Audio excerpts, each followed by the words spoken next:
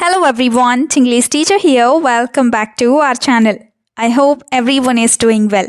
ఈరోజు కూడా మీకోసం మరొక మంచి వీడియోని స్టార్ట్ చేసే ముందు వీడియో డిస్క్రిప్షన్లో మీకు ఉపయోగపడే ప్రొడక్ట్స్ని ట్యాగ్ చేశాను. నచ్చితే తప్పకుండా లింక్స్ క్లిక్ చేసి పర్చేస్ చేసేయండి. ఇప్పుడైతే ఈ వీడియోలో వినడం లేదా వింటున్నాను, వింటున్నావా, విషయం ఏంటో విను ఇలాంటి సెంటెన్సెస్ని చాలా ఫ్రీక్వెంట్గానే అంటూ ఉంటాం కదా.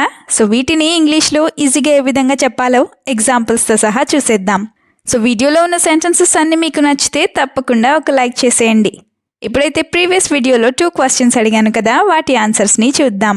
ఫస్ట్ వన్ ఏంటంటే వెటకారం లేదా వ్యంగ్యం. ఈ పదాన్ని మనం ఇంగ్లీష్లో సర్కాజం అని చెప్తాం. నా ద సెకండ్ క్వశ్చన్ ఇస్ ప్రతిదానికి వెటకారంగా మాట్లాడకు. ఈ సెంటెన్స్ని ఇంగ్లీష్లో డోంట్ రెస్పాండ్ సర్కాస్టికలీ టు ఎవ్రీథింగ్ ఈ విధంగా చెప్తాం. ఇప్పుడు మీకోసం ఈ వీడియోలో 2 క్వశ్చన్స్ ఉంటాయి కదా, వాటిలో ఫస్ట్ వన్ ఇస్ వింటున్నావా. ఇది చాలా ఫ్రీక్వెంట్గా అంటూ ఉంటారు కదా. సో దీన్ని ఇంగ్లీష్లో ఏ విధంగా చెప్తాం?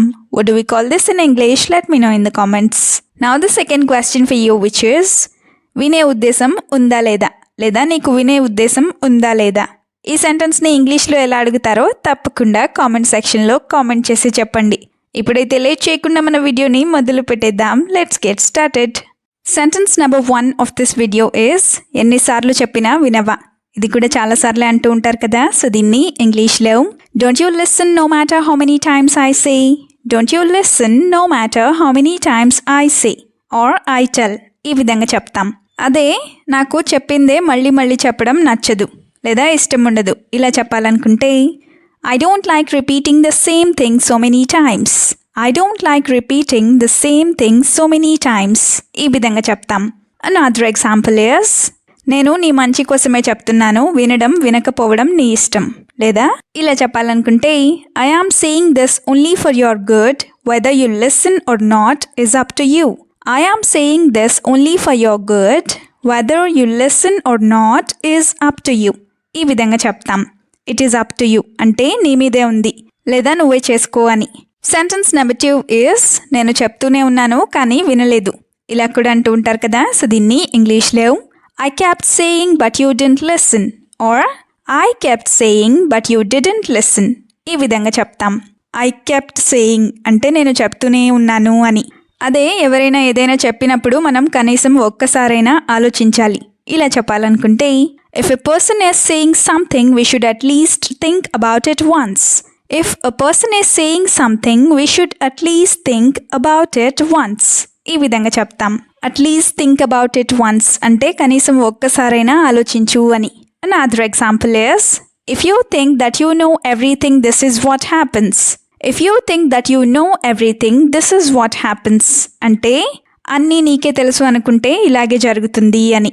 సెంటెన్స్ నెంబర్ 3 ఇస్ నేను వింటున్నాను చెప్పు ఇలా కూడా అంటూ ఉంటారు కదా. సో దీన్ని I am listening you go ahead and speak, I am listening you go ahead and speak ఈ విధంగా చెప్తాం.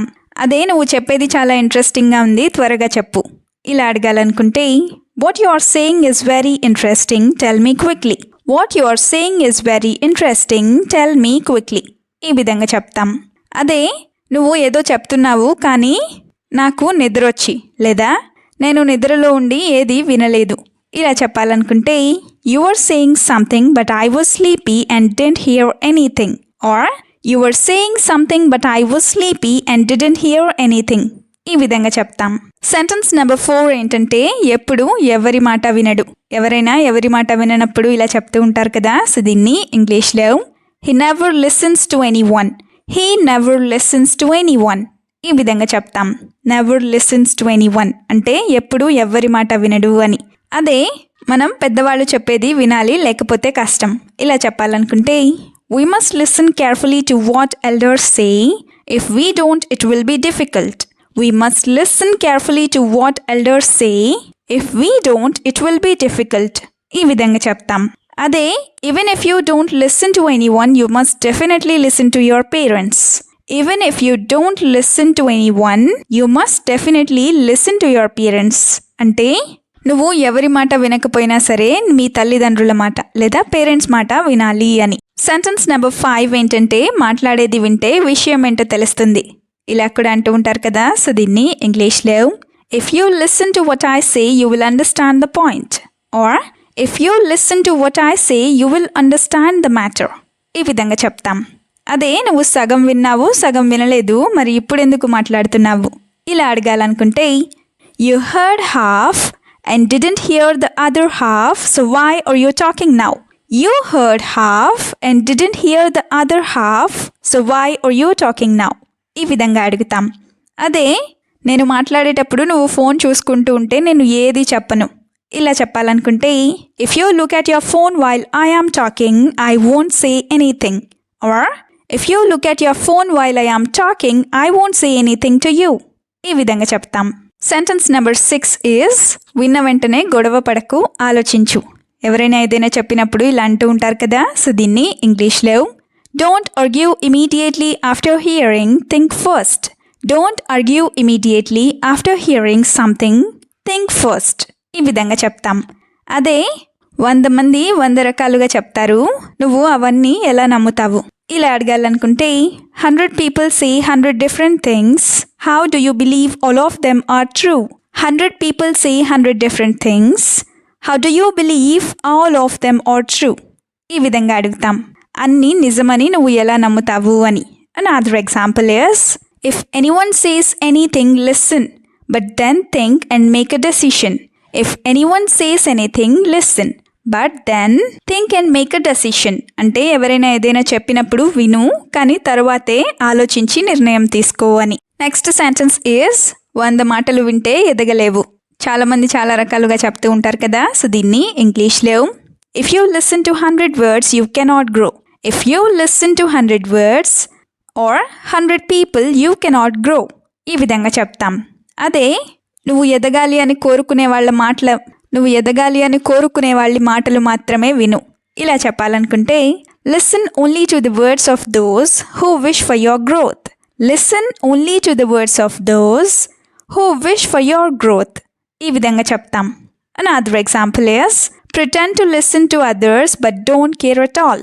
Pretend to listen to others but don't care at all.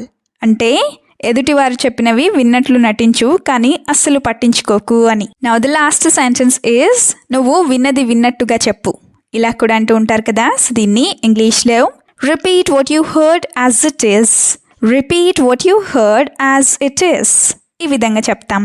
ఇప్పుడైతే 2 ఎగ్జాంపుల్స్ని చూద్దాం. ఫస్ట్ వన్ ఏంటంటే I remembered what I heard then but now I don't remember at all.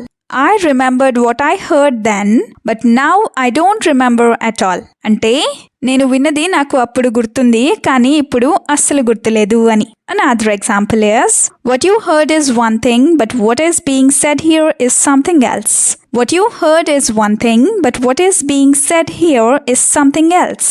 అంటే నువ్వు విన్నది ఒకటి, కానీ నువ్వు ఇక్కడ చెప్తున్నది మరొకటి అని. వీడియోని ఎండ్ వరకు చూసినందుకు థ్యాంక్ యూ సో మచ్. వీడియోలో ఉన్న సెంటెన్సెస్ అన్నీ తరచూ ప్రాక్టీస్ చేస్తూ ఉన్నట్లయితే you will become a better and fluent English speaker. ఈ వీడియో మీకు ఏ విధంగా అనిపించిందో మీ ఫీడ్బ్యాక్ని మాత్రం తప్పనిసరిగా కామెంట్ సెక్షన్లో కామెంట్ చేసి చెప్పండి. Will meet you again with the useful and interesting video. Until then keep learning, keep practising and keep supporting English teacher. Have a good day. Bye bye.